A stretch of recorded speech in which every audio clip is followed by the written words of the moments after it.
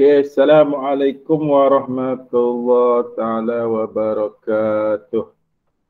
Selamat pagi, selamat sejahtera. Alhamdulillah, pagi ini kita teruskan ulang kaji kita di bab yang seterusnya. Minggu lepas ada tengok tak yang cikgu rakam tu? Yang cikgu buat rakaman bab elektrik. Ada tengok tak? Ada? Ada? Minggu lepas cikgu ada kita dah buat ulang kaji tentang bab elektrik. Ni tengok tak betul minggu lepas. Lepas tu cikgu suruh buat ada latihan dalam buku kerja tu ada. Kemudian hari ni kita teruskan dengan bab yang 2.4 iaitu berkaitan dengan reka bentuk elektronik. Kalau kita tengok buku teks muka surat 81. Muka surat 81. Okey. Kita tengok ni muka surat 81.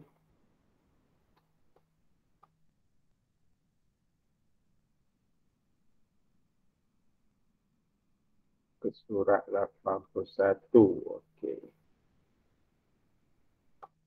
Kalau kita tengok di sini surat 81 berkaitan 2.4. Yang ni kita dah belajar dah dulu. Kita dah belajar. Okey. Lepas tu hari ni kita cuma buat ulang kaji. Balik semula bab 2.4 ni iaitu reka bentuk elektronik. Okey, reka bentuk elektronik. Okey.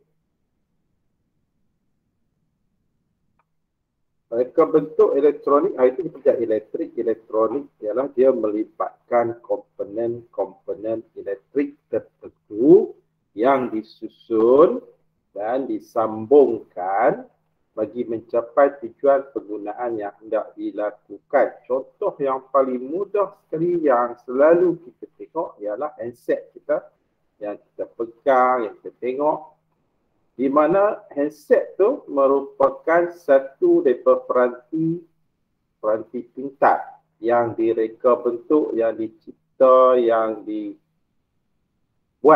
untuk kegunaan manusia untuk mencari maklumat. Berbagai maklumat ada di dalam handset kita. Kita boleh layari dalam Google. Kemudian dalam handset kita nampak di luar tempat tekan-tekan dan di skrin, tetapi di bahagian dalam tu ada dia punya alat-alat elektronik yang dibuat secara mikro. Mikro ni ialah dikecilkan. Contoh bateri. Kita ambil contoh bateri sajalah.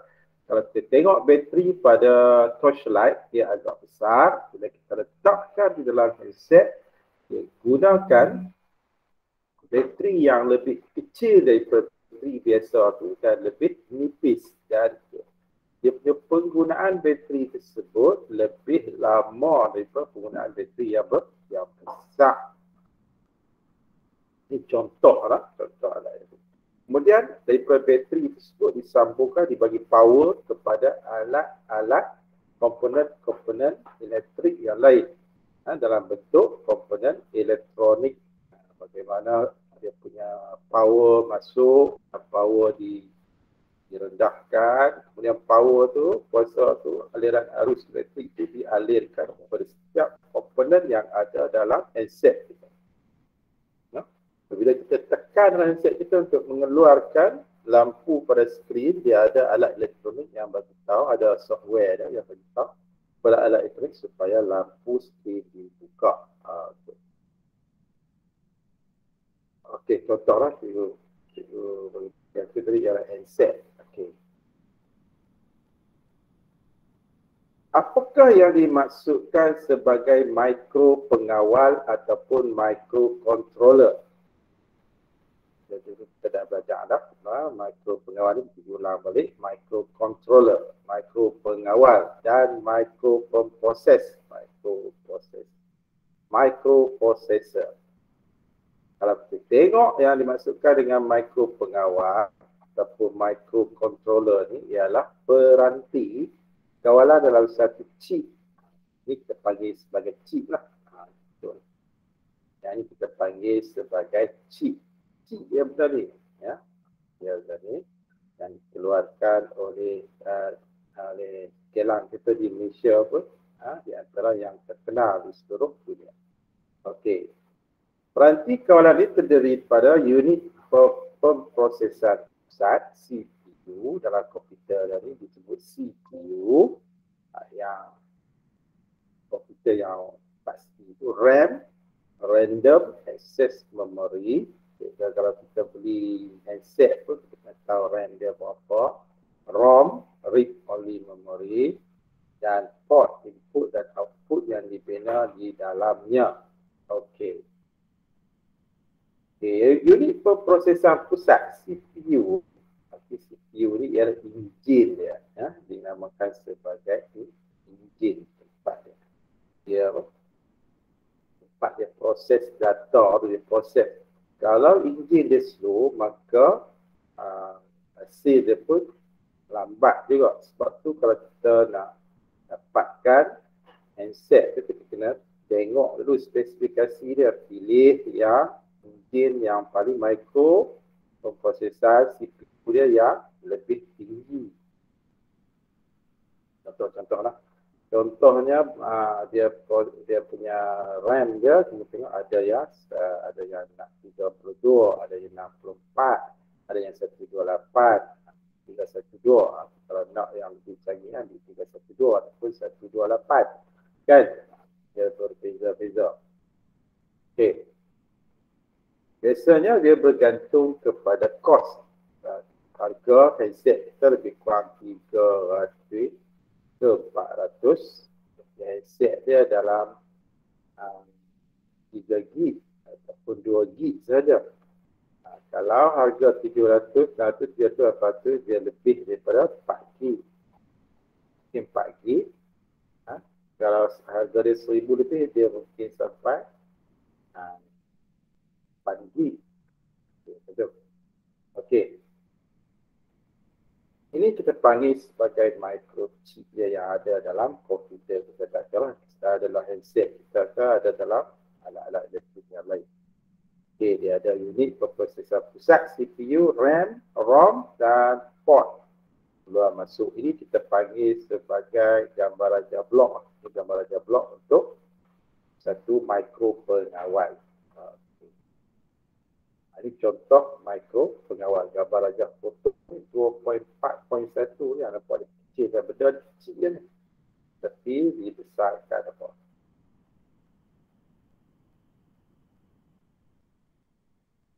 Microprocessor, microprocessor ialah peranti proses mikro dalam satu chip.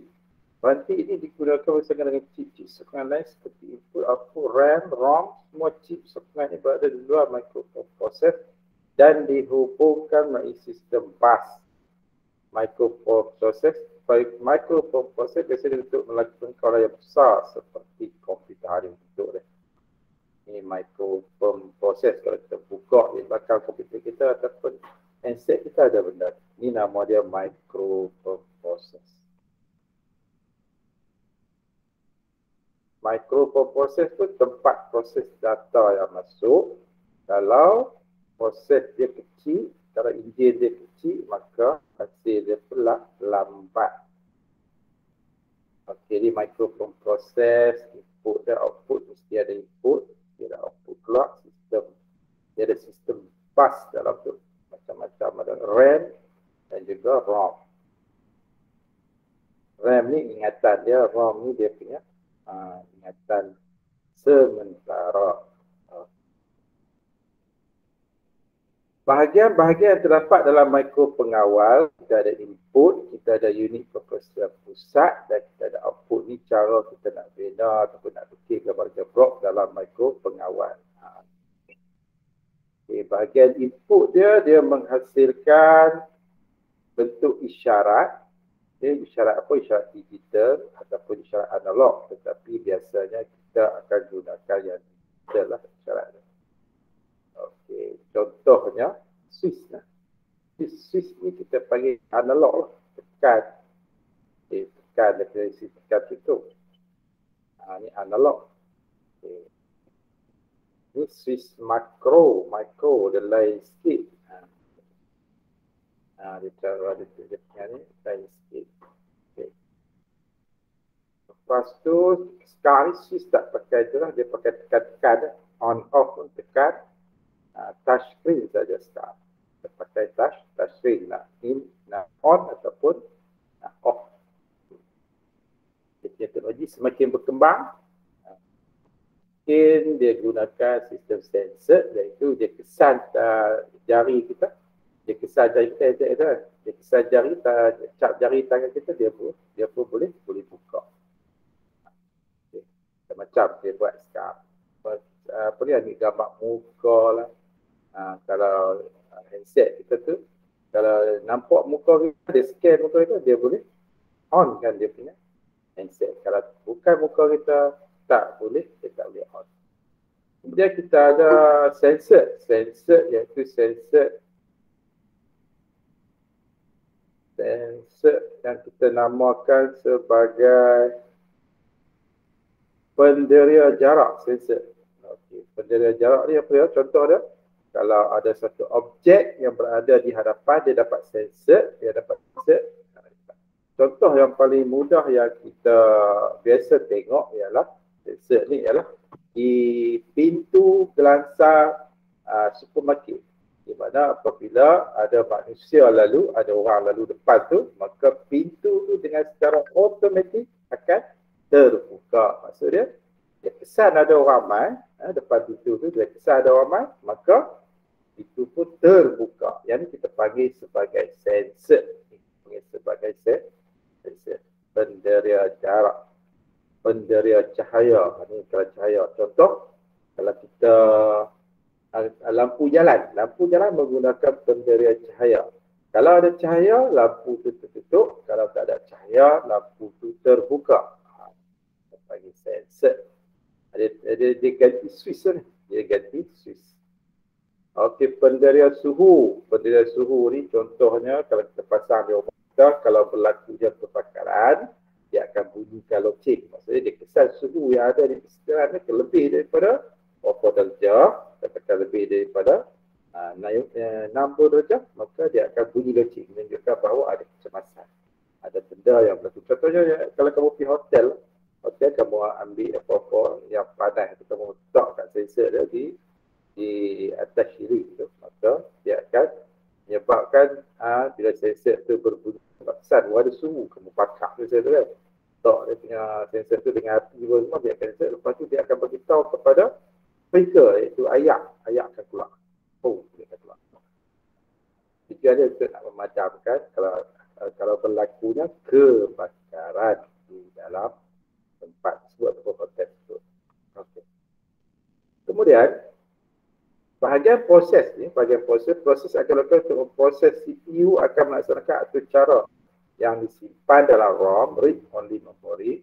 ROM digunakan untuk menyimpan atur cara dan data terkekal dalam mikro pengawal. Okey, RAM, random access memory, digunakan untuk menyimpan data secara sementara. Data ini akan terpadam pada pengekalan kuasa dimatikan. Isyarat yang diterima daripada input akan diproses oleh CPU. Kemudian CPU akan menghasilkan isyarat kepada output yang dilakukan berdasarkan cara yang diletakkan dalam mikro pengawal. Okey, CPU melaksanakan atur cara yang disimpan dalam ROM. Okey, read only memory. RAM digunakan untuk menyimpan atur cara dari data secara kekal dalam mikro pengawal. Okey, ROM ni dia menyimpan secara kekal. Contoh yang disimpan dalam ROM ialah seperti program-program yang ada dalam handset kita. Untuk program apa yang kekal dalam kita? Contoh bagaimana nak mengoperasi handset tu. Yang tu dia punya paling utama tak boleh padam. Kita nak padam pun tak boleh. Kalau kita nak padam pun kita kena format. Yang tu ROM dia. ROM disimpan di situ supaya dia kekal, dia senang. Bila kita buka handset, dia tahu apa kerja dia nak buat. Okey, RAM pula ialah digunakan untuk menyimpan data secara sementara. RAM digunakan untuk menyimpan data secara sementara, lepas tu dia habis.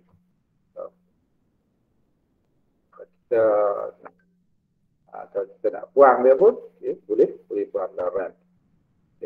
Bahagian output, bahagian output yang terdapat dalam mikropengawal, tugas bahagian output ialah menerima isyarat daripada unit komputer pusat dan menghantarkan kepada peranti output. Isyarat output yang terakhir adalah dalam bentuk digital ataupun analog.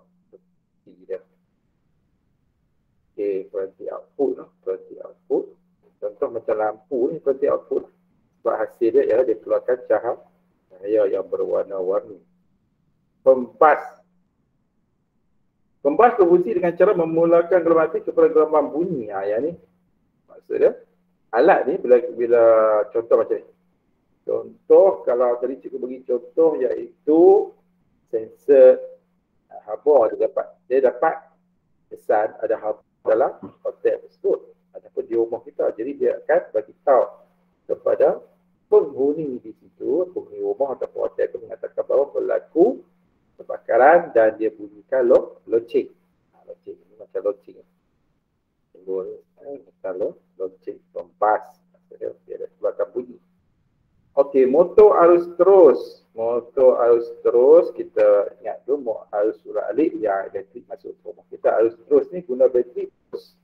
Bateri tu habis, maka elektrik pun, kuasa pun habis. Okey, lampu 12 volt. Okay, lampu macam lampu yang kita ada. Okey, lepas tu kita tengok gambar rajah lakaran reka bentuk litar elektronik. Okey, contoh lakaran gambar rajah blok ni, rajah blok lagi. Okey, dia buat dalam bentuk ini. Ini yang dipanggil sebagai litar skematik. Kalau kamu beli alat-alat elektrik dalam detail, dalam buku tu, dalam buku manual tu, mesti dilukiskan benda-benda. Ini yang kita panggil sebagai litar skematik. Binaan papan litar elektrik mikropengawal, tu dia bentuk dia, dia punya simbol dia. Kalau kita ada bateri, tu dia simbol dia. Simbol bateri, kalau kamu tengok simbol macam ni, ialah simbol bateri. Di bateri biasanya harus terus lah. Okey, diode membenarkan listrik mengalir satu arah sahaja. Kapasitor berkutub. Ini simbol tanda tambah dengan tanda tolak, negatif dan juga positif. Kapasitor tidak berkutub. Dia tak boleh tambah dengan tolak. Pengatur voltan, satu kutub, satu arah. Resistor 20 MHz, perintah tetap. Yang ni semua benda-benda alat-alat elektronik, sistem tutup, modul Bluetooth, simbol dia. Kalau kamu jumpa macam ni dalam simbol dalam alat-alat elektronik, ini maksud dia ialah modul Bluetooth, sebuah alat komunikasi tanpa wayar untuk menerima dan menghantar isyarat antara dua peralatan. Contohnya di rumah kita nak dengar lagu daripada laptop ataupun nak dengar lagu daripada handset. Sekarang ni tak perlu lagi sambung wire. Kita gunakan Bluetooth, iaitu speaker tu yang berada di atas meja. Kita berada lebih kurang 10 meter daripada meja tersebut. Tanpa menggunakan wire, kita gunakan Bluetooth. Kita connect dulu bentuk speaker tu. Okay, dengan handset kita lebih kurang ada 5 meter daripada tempat kita duduk tu. 5 meter ataupun berapa meter pun. Tak apa. Okay, kita buka kita handset dan kita boleh dengar melalui speaker. Okay. Speaker yang berada di luar, bukan speaker pada handset kita. Jadi kita gunakan perhubungan Bluetooth. Okay. Pin mikropengawal dan fungsi. Ni macam-macam pin yang ada. Okay. Contohlah mikropengawal yang ada banyak lah. Ni nak keluar, ni nak masuk. Core yang nak, lepas tu masuk kami core ni keluar. Macam lah. Okey. Lepas kita ada reset. Pin ni sambung pada 5. Ni macam-macam ni pin dia, nombor-nombor pin. DIN dia guna DIN jauh di out. Lakaran litar elektronik daya pemancar cahaya berklik mengikut selang masa yang ditetapkan. Kita boleh buat satu program macam traffic light lah. Traffic light kita boleh setkan dia supaya dia berwarna jalan, lepas tu dia akan jadi warna kuning, lepas tu warna merah. Kita boleh setkan masa-masa dia dan dia punya aturan dia mengikut part jalan. Part kalau simpang 4 cara simpang 4, simpang 3 cara simpang 3. Jadi kita boleh atur, kita boleh susun, kita boleh reka, kita boleh buat program untuk lampu isyarat. Kalau kita di sekolah, kita akan belajar bagaimana nak buat dengan menggunakan magnet code. Magnet code. Kita bawa handset untuk buat. Jadi kita buat kawalan melalui handset. Dia ada di bengkel kita tu. Okey, laporan reka bentuk litar skematik daya pemancar bercahaya berkelip. Okey, ini bentuk dia. Simbol-simbol yang digunakan. Okey, lepas tu kita ada komponen-komponen dan simbol-simbol dia. Kalau sistem tu dia punya simbol-simbol dia, rentang semua tu. Daya pemancar cahaya, simbol dia. Kita boleh gunakan simbol-simbol dia untuk nak melukis. Okey. Lepas tu kita mereka bentuk satu projek yang menggunakan litar elektronik daya pemancar cahaya berkelip. Ini kita boleh guna dalam, contohnya kalau kita beri tempat susun kunci tu, ataupun dalam almari kita boleh gunakan. Dalam almari ni kalau kamu pandai, kamu akan gunakan almari tu. Almari tu ada satu sensor, bila orang main saja tak kira, ataupun sensor tu boleh kenal orang tu. Kemudian pintu loker kita pun akan terbuka. Dalam tu dia akan keluarkan warna yang macam-macam warna.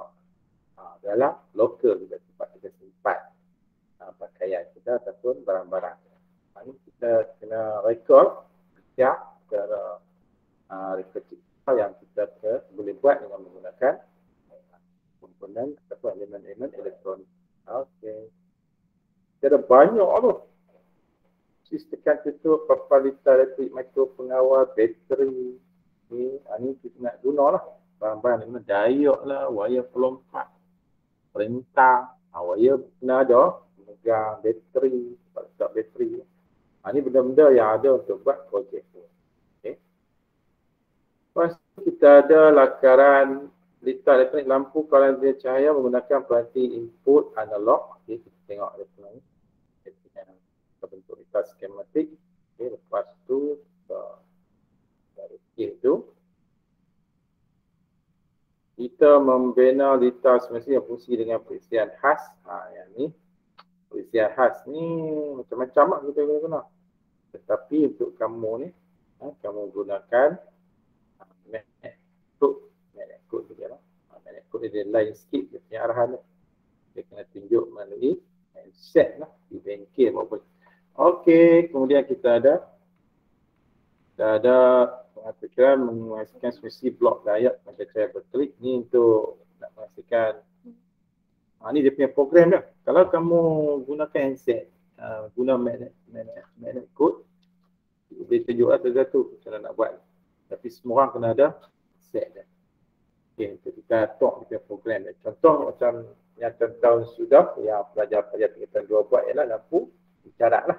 Macam mana nak menyalakan lampu hijau, lampu kuning dan lampu merah mengikut masa-masa yang ditetapkan, disetkan kepada lampu isyarat itu. Lampu tu kita akan gunakan lampu LED. LED warna hijau, warna kuning, warna merah. Kita buat program sajalah. Okey. Ini kita punya langkah untuk nak menghasilkan lampu berkelip. Okey, membuat penyambungan litar input dan litar output kepada mikro pengawal. Mikro pengawal nanti kalau kamu tak buat tapi akan disediakan, benda tu dah ada, kita gunakan saja. Okay. Kemudian soket, tengok soket. Soket ni female, plug ni ialah male je. Okay. Okay, ni contoh penyambung plug ni input dan output pada papan litar elektronik. Okay. Penyambung litar elektronik, sambungan ni papan litar lah, tempat sambung. Dan lampu ni kita guna tak dalam besar, papan litar guna kecil saja. Dan semua ni kita gunakan input secara digital. Sekarang kita gunakan semua menggunakan digital. Okay, ni kita punya jenis wire yang kita nak sambung. Ada wire kuning, ada merah, ada hitam. Kita akan belajar cara nak sambung. Ini perlukan masa untuk buat ni di bengkel.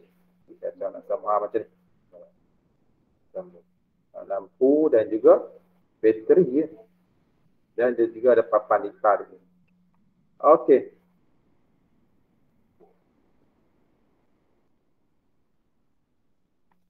Perisian yang kita gunakan ialah perisian magnetic code lah. Ini perisian yang lain ni. Perisian macam-macam nama perisian yang kita boleh guna.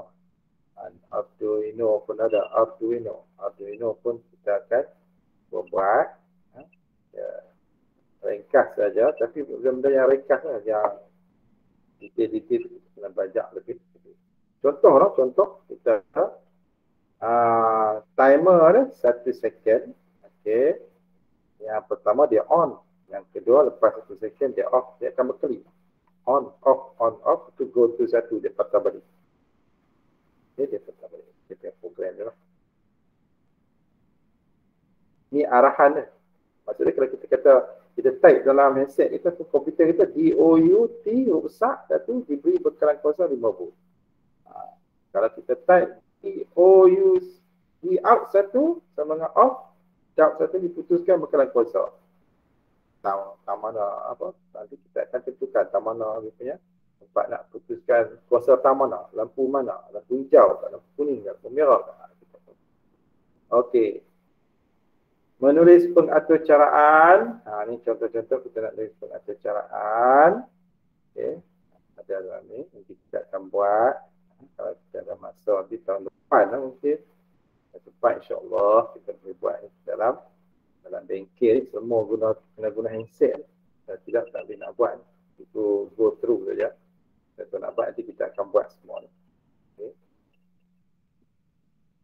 Dan kita buat pengujian litar elektronik. Nanti kita akan cek tengok yang projek yang kita nak buat tu berjalan ataupun tidak. Kalau berjalan lancar okey semua. 3 lampu berjalan, lampu isyarat tu 3 lampu berkelip, okey. Ikut masa, kira on. Okey. Itu saja ulang kaji cikgu go through berkaitan dengan reka bentuk elektronik. Okay. Ada apa-apa nak tanya tentang reka bentuk elektronik? Nak tanya apa nak? Anis? Ada itu saja yang ada Anis? Ya. Anis? Ya. Ada tanya apa? Tidak. Tak ada. Cikgu bagi apa ni kerja rumah dalam Google Form. Tengok dalam WhatsApp group nanti cikgu bagi dah. Okey, kalau tak ada apa-apa itu saja untuk hari ini. Okey, cikgu sudahi dengan wabillahi taufiq wa hidayah. Assalamualaikum warahmatullahi wabarakatuh. Waalaikumsalam.